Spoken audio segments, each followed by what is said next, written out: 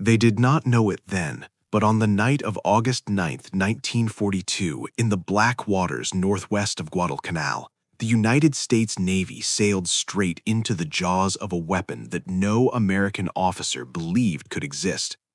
The cruisers of the Allied screening force moved through Iron Bottom Sound in what should have been a position of overwhelming strength. 8 heavy and light cruisers, destroyers on the flanks, and radar watch teams scanning for any sign of Japanese movement. Yet when the Japanese 8th Fleet under Admiral Gunichi Mikawa swept down from the north, they carried with them a secret so powerful it changed the balance of naval warfare. The Type 93 Long Lance, a 610mm torpedo with a range, speed, and explosive force beyond anything the Americans imagined. The battle began not with gunfire, but with shadows. Japanese lookouts spotted the Allied ships first, a result of superior night optics and years of night fighting tradition. Mikawa's cruisers maneuvered silently into position, closing to what American tacticians believed was far outside torpedo range. What followed was a moment so swift and devastating that survivors struggled to believe it had happened. At 01:38, Japanese cruisers Chokai, Aoba, Kako, Kinugasa, and Furutaka unleashed spreads of Type 93s, torpedoes that traveled more than 10 miles at high speed and left almost no visible trail. The Allied task force never saw them coming. The first explosions tore through USS Canberra and HMAS Canberra. Then USS Chicago staggered under a hit, and within minutes USS Astoria, Quincy, and Vincennes were burning and sinking. 4 cruisers lost or doomed in less than an hour, the worst defeat in U.S. naval history. And still, no one on the American side understood what had struck them. Officers guessed submarine ambush, magazine detonation, or Japanese mines. No one considered a torpedo attack because American doctrine insisted that no torpedo in the world could hit from such a distance. The U.S. Navy believed the effective range of ship-launched torpedoes was roughly 5,000 to 8,000 yards. The Long Lance could exceed 20,000. American sailors trying to comprehend the battle recalled that they never saw a wake, never saw a periscope, never saw anything at all.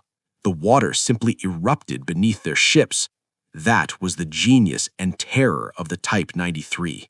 Fueled by pure compressed oxygen instead of air, it produced almost no exhaust trail. Its warhead was more than 1,000 pounds of explosive, nearly double the size of U.S. Mark 15 warheads. And it ran fast, up to 49 knots without sacrificing range. In 1942, there was nothing like it in the world. But the Americans did not yet know this. After Savo Island, they blamed poor lookout discipline, slow reaction times, or the shock of encountering a skilled night-fighting navy. They did not realize they had been hit by torpedoes fired by beyond the horizon of their expectations. The same pattern repeated months later at Tassafaronga on November 30, 1942. U.S. cruisers under Rear Admiral Carleton Wright unleashed radar-directed gunfire on a small Japanese destroyer force attempting to resupply Guadalcanal. The Americans believed they had achieved surprise. They believed they were winning, and in terms of gunnery, they were. Japanese destroyers like Takanami, Kurashio, Oyashio, and Naganami suffered heavily, but before they withdrew, the Japanese fired spreads of Type 93s that caught the American cruisers in a deadly crossfire. The results were catastrophic. USS Northampton took 2 torpedoes and sank. HMAS Minneapolis lost her bow. USS New Orleans lost 40 feet of her forward hull in a single blast. USS Pensacola burned fiercely after a hit near the engine room. 4 cruisers crippled in minutes, again by a weapon the Americans neither fully understood nor respected. Sailors described seeing explosions with no warning, no wake, and no idea where the attack originated. Some believed Japanese destroyers had closed to point-blank range. Others swore they had been hit by mines. Few imagined that the Japanese had simply fired at extreme distance and let physics and American ignorance do the rest. By the end of 1942, the U.S. Navy had suffered more torpedo damage in surface combat than any major navy since World War I, and yet the root cause remained hidden behind a wall of assumptions. American leaders continued to believe Japanese torpedoes were roughly equivalent to their own. They continued to assume long-range night attacks were impractical.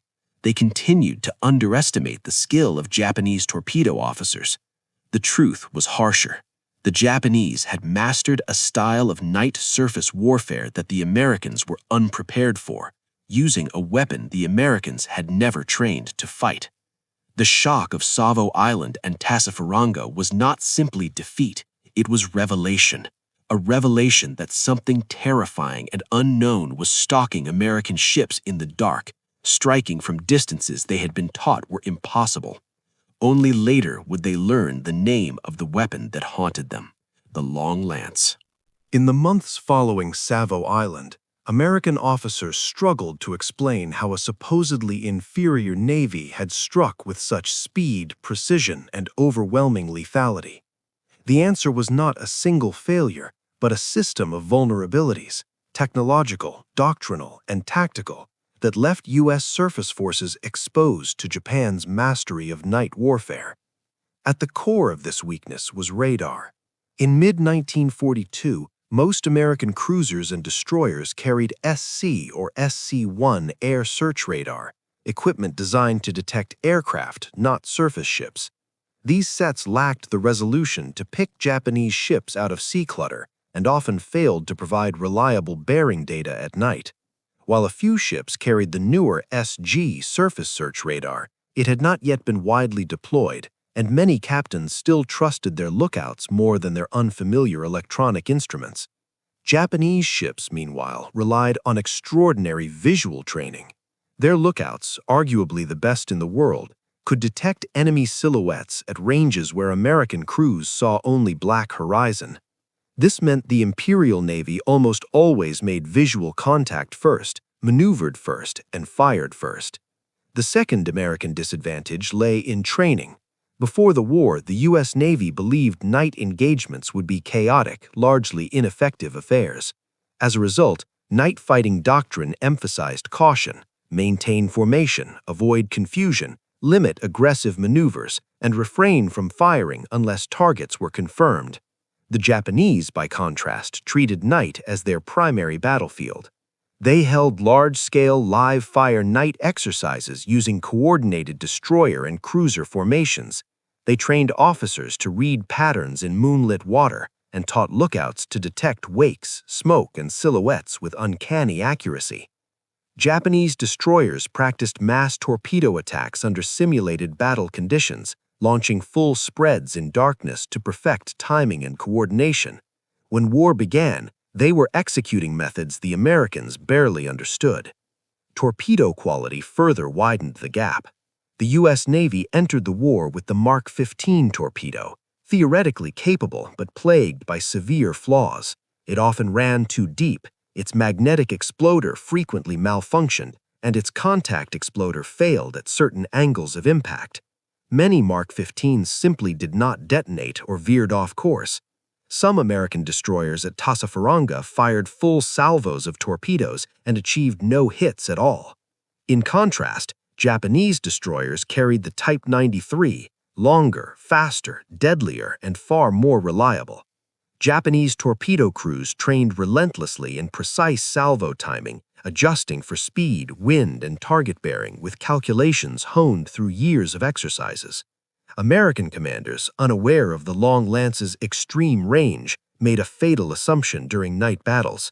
They closed to what they believed was torpedo range, around 5,000 to 8,000 yards, expecting to deliver the first and decisive strike. But Japanese destroyers were already inside their torpedo envelope, while still far beyond the expected threat distance. This misunderstanding cost the U.S. dearly. Ships that believed they were safe suddenly exploded in towering columns of flame. Commanders misinterpreted these hits, believing they came from submarines or close-range attacks. No one realized that the Japanese had already unleashed deadly spreads long before the Americans ever saw them. Night maneuvering also worked against the U.S. Navy. American cruisers preferred line-ahead formations, a holdover from pre-war doctrine. This made them perfect targets for Japanese torpedo spreads, which were designed to cover entire projected tracks of enemy formations. A single Japanese destroyer could fire a fan of torpedoes that swept across the entire American column. At Savo Island and Tassafaronga, that is exactly what happened. Compounding the problem, U.S. destroyers tasked with screening the cruisers were often too far ahead or behind to intercept Japanese attackers. Their lack of reliable radar meant they frequently identified enemy ships only moments before torpedoes were in the water. And even when American cruisers scored hits with gunfire, it did not stop the Japanese from launching. Type 93 torpedoes could be fired even while a ship was under attack, and Japanese destroyer captains were trained to prioritize torpedo release over gunnery. Many of the torpedoes that crippled American cruisers were fired after their launch platforms were already engulfed in flames. The result was a brutal pattern repeated through 1942. American ships fired first with guns, Japanese ships fired first with torpedoes. The Americans could not see the threat, did not understand the threat, and did not know how to maneuver against it.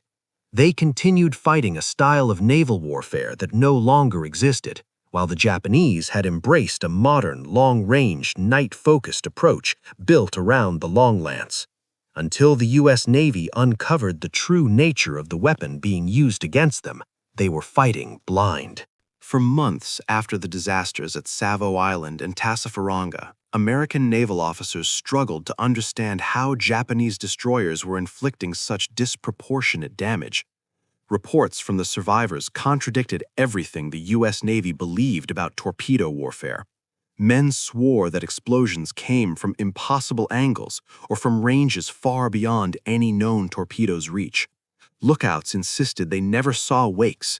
Commanders argued that no destroyer could have maneuvered close enough to launch, yet the ships kept sinking. Something was fundamentally wrong with the assumptions the Navy had built its doctrine upon. The first clues came not from a captured weapon, but from wreck surveys in Iron Bottom Sound. Divers examining the remains of USS Vincennes, Quincy, and Astoria found torpedo damage patterns consistent with high-speed impacts at long range. The blast holes were larger than expected, with plating folded outward in ways that suggested a warhead far more powerful than the American Mark 15. Naval engineers studying the wreckage noted chemical traces inconsistent with compressed air propulsion, but they did not yet understand what they were seeing. At the time, no one in the U.S. Navy imagined the Japanese had mastered pure oxygen propulsion, a technology the Americans themselves had abandoned decades earlier because it was considered too dangerous for shipboard use. The breakthrough came in early 1943 when fragments of a Japanese torpedo were recovered from a beach in the Solomons after a failed strike. The pieces included fuel tank sections lined with heat-resistant alloys and an injector assembly unlike anything in American torpedoes. Analysts at the Bureau of Ordnance were stunned. The metallurgy alone suggested an oxygen-based system capable of far greater combustion efficiency than compressed air. Tests revealed traces of near-pure oxygen, not the 21% oxygen mix found in atmospheric air. This discovery was explosive, literally and intellectually. A torpedo using pure oxygen would leave almost no visible wake, would burn cleaner, and could deliver vastly more energy to its propulsion system. It could go faster and farther while carrying a heavier warhead. Suddenly, the mysteries of Savo Island and Tassafaronga began to make sense. Naval intelligence compiled the evidence into a classified report that circulated to senior fleet commanders, including Admirals Chester Nimitz and William Halsey. The conclusion was chilling. Japan possessed a torpedo unmatched by anything in the U.S. arsenal. The weapon, now confirmed as the Type 93, had a range exceeding 20,000 yards, traveled at high speed, and carried a 1,080-pound warhead. Worse, it could be launched in massive spreads without revealing the firing ship. Unlike the American Mark 15, which belched bubbles and often revealed its approach, the Type 93 ran silently and invisibly through the black water. The Americans realized they had been fighting a naval war with assumptions 20 years out of date. Even more startling was the discovery that Japanese destroyer crews had trained extensively in long-range torpedo tactics. Documents captured at Guadalcanal detailed complex firing doctrines, salvos aimed not at present positions but at projected enemy movements, with calculations accounting for course changes, relative speed, and nighttime visibility conditions. The Japanese were not simply lucky in their hits, they were executing a well-rehearsed system. Officers reading the intelligence summaries described the moment as a revelation, even a humiliation. The U.S. Navy had entered the war believing its cruiser-destroyer forces were superior. Now it was clear the Japanese had outclassed them in both technology and doctrine.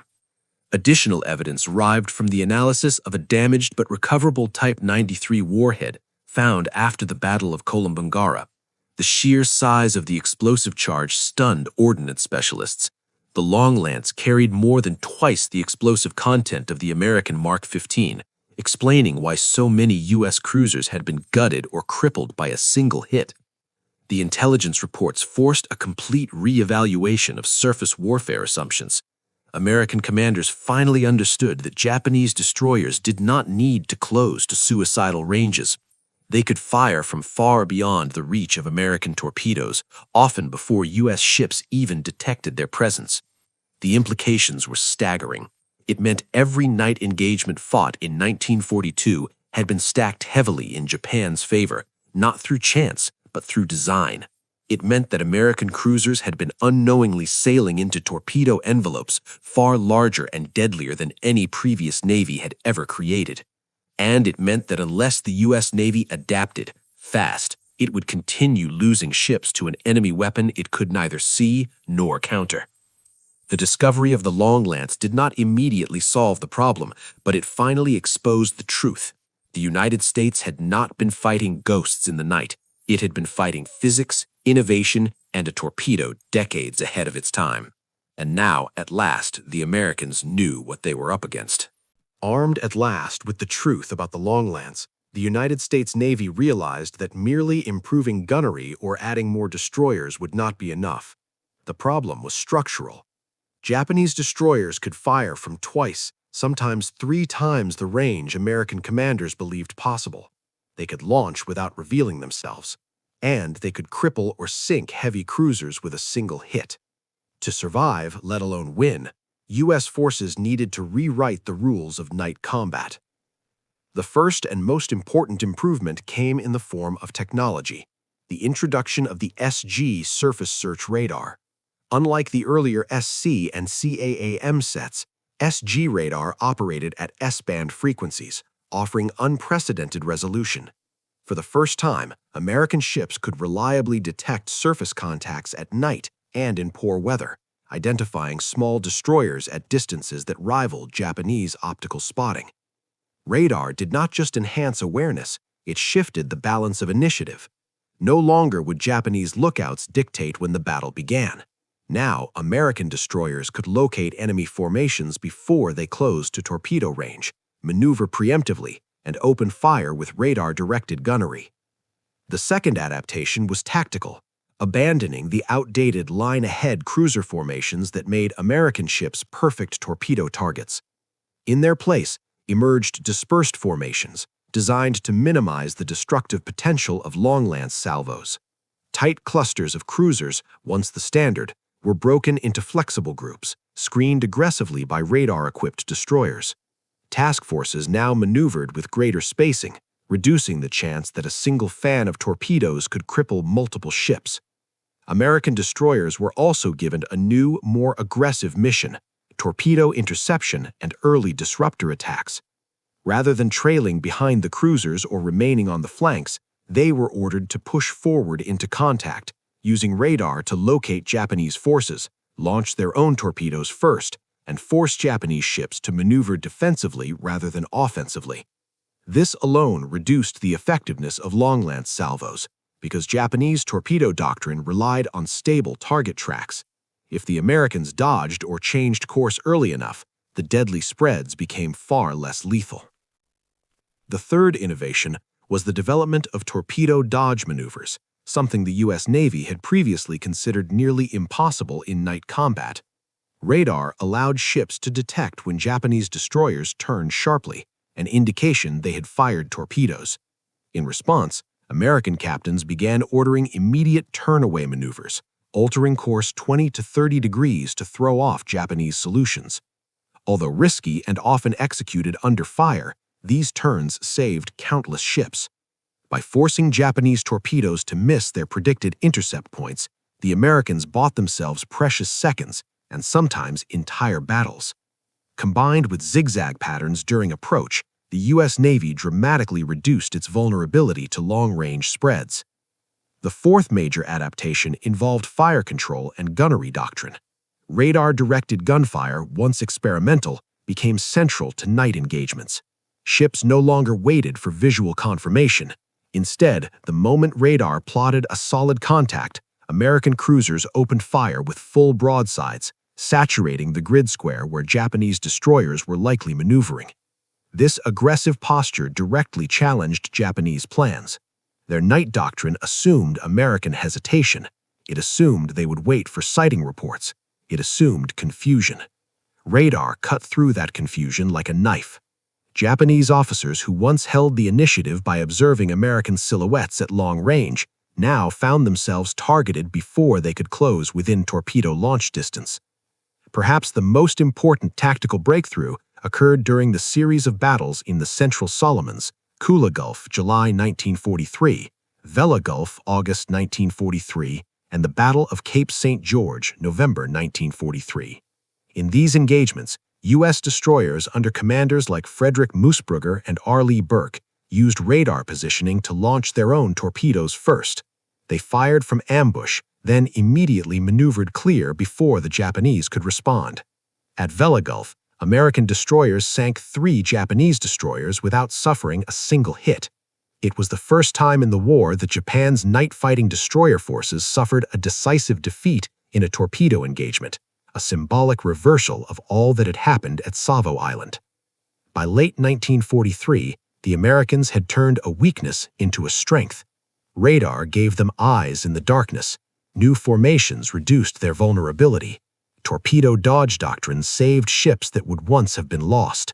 And aggressive destroyer tactics ensured they no longer waited to be struck. They struck first. The Long Lance remained a masterpiece of engineering, but its dominance had been broken. Now the Americans could finally fight the night on equal terms, and soon on superior ones. By late 1943, the story of night combat in the Pacific had changed completely. What had begun with catastrophic losses at Savo Island and Tassafaronga, battles where American cruisers were ripped open by Long Lance torpedoes fired from invisible foes, had transformed into a series of U.S. victories where the Japanese never got close enough to unleash their most feared weapon. The shift was not sudden. It was the result of months of painful learning, technological adaptation, and a complete doctrinal overhaul. The American surface fleet did not simply learn how to avoid the Long Lance. They learned how to dismantle the Japanese night-fighting system that made the Long Lance deadly in the first place. The turning point came into full view at Cape St. George on November 25, 1943. Under the command of Captain R. Lee Burke, Destroyer Squadron 23 intercepted a group of Japanese destroyers attempting to evacuate troops from Buka Island. But this time, the Americans held every advantage. Their ships carried SG radar, they maneuvered silently at high speed, and their training emphasized instantaneous reaction to radar contacts. Burke's destroyers approached undetected, plotted precise positions on Japanese ships, and launched their own torpedoes first, exactly what the Imperial Navy had done to the Americans in 1942. The results were devastating. The Americans struck without being seen, crippling and sinking 3 Japanese destroyers, Onami, Makinami, and Yugiri, in a series of coordinated attacks. Not a single American ship was hit by a Long Lance. Not a single torpedo even came close. For the first time in the war, Japanese destroyer captains, men trained to own the night, found themselves blinded, outmaneuvered and destroyed before they could bring their torpedo tubes to bear. Japan's most feared surface warfare tradition had been broken. Cape St. George was not an anomaly, it was confirmation. The Americans had finally built a system more powerful than Japan's decades of night-fighting expertise. Radar-directed gunnery removed the advantage of Japanese optics. Dispersed formations denied Japanese torpedo spreads the clustered targets they needed. Torpedo-dodge maneuvers made long-range launches unreliable. Forward destroyer screens prevented enemy ships from slipping close enough to fire effectively. And perhaps most importantly, U.S. captains had learned to trust radar. In 1942, radar was an uncertain tool, used cautiously and often ignored. In 1943, it became the Navy's most lethal weapon, an invisible gun sight that let American ships strike first, strike accurately, and strike without warning. The Japanese, by contrast, were trapped by their own success. For a decade, they had refined a doctrine that assumed visual superiority and the guaranteed surprise of long-lance salvos. They had never developed effective countermeasures against radar. Their ships lacked comparable detection technology. Their training emphasized nighttime stealth, not electronic warfare. And as the months passed, their destroyer forces were worn down by losses that could not be replaced. By 1944, the American mastery of night combat had become so complete that Japanese destroyers avoided decisive engagements altogether. Admirals increasingly forbade long-range torpedo attacks unless conditions were perfect, conditions that no longer existed because American radar negated them. The irony was stark. The United States had begun the war with the worst-performing torpedo of any major navy and the least effective night-fighting doctrine. Japan had begun with the best torpedo in the world and a night-fighting system unmatched in skill. By 1943-44, those roles had reversed. American destroyers and cruisers now approached night battles with confidence. They knew how to detect Japanese formations long before entering the deadly envelope of the long lance. They knew how to launch their own attacks from beyond visual range. They knew how to disrupt Japanese firing solutions through maneuver and spacing, and they knew that if the Japanese attempted a torpedo strike, radar-guided gunnery would punish the launch platform before the torpedoes ever reached the water. The long lance remained a fearsome weapon, but its era of dominance had ended. In the Solomons, in the Bismarck Sea, in the Central Pacific, night after night, the Americans proved that technological adaptation could overcome even the most elegant enemy design. By the time the U.S. Navy advanced toward the Marianas in 1944, Japanese destroyer captains no longer believed the night guaranteed them victory. They feared radar, feared the unseen American approach, feared a torpedo strike delivered by ships they could not see. The ocean that once concealed their attacks now concealed their hunters. And so the arc of the Pacific War bent toward an unmistakable truth.